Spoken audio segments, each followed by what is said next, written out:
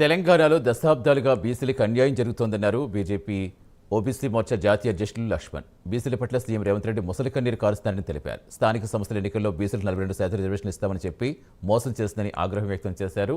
కులగణన, సర్వేలు, అసెంబ్లీలో బిల్లులంటూ హడావిడి చేసి బీసీల్ని మైమరిపించారని ఫైర్ అయ్యారు.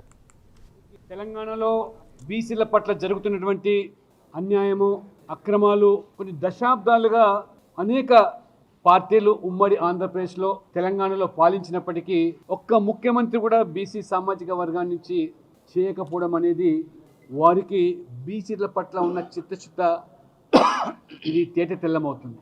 ఇవాళ రేవంత్ రెడ్డి గారు ముసలి కన్నీరు కారుస్తూ ఉన్నారు.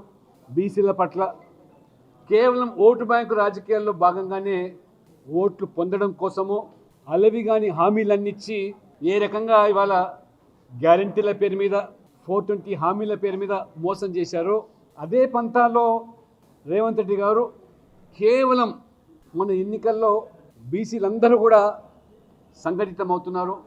వాళ్ళ హక్కుల కోసం, అధికారుల కోసం మహాత్మా జ్యోతిబా పులే లాంటి వారి యొక్క ఆశయాలకు అనుగుణంగా ఒకటి అవుతున్నారని ఓట్లు పొందేదానికి 42% స్థానిక సంస్థల్లో రిజర్వేషన్లు కల్పిస్తామని చెప్పి బూటకు హామీ ఇచ్చి కామారెడ్డి డిక్లరేషన్ పేరు మీద ఎన్ని హామీలు గుప్పించారో బీసీల సంక్షేమం కోసం 20,000 కోట్ల రూపాయలు ప్రతి ఏటా కల్పిస్తామని.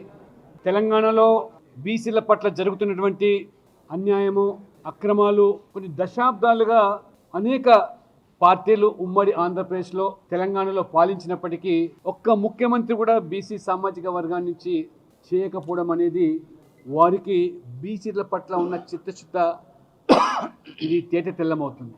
ఇవాళ రేవంత్ రెడ్డి గారు ముసలి కన్నీరు కారుస్తూ ఉన్నారు. బీసీల పట్ల కేవలం ఓటు బ్యాంకు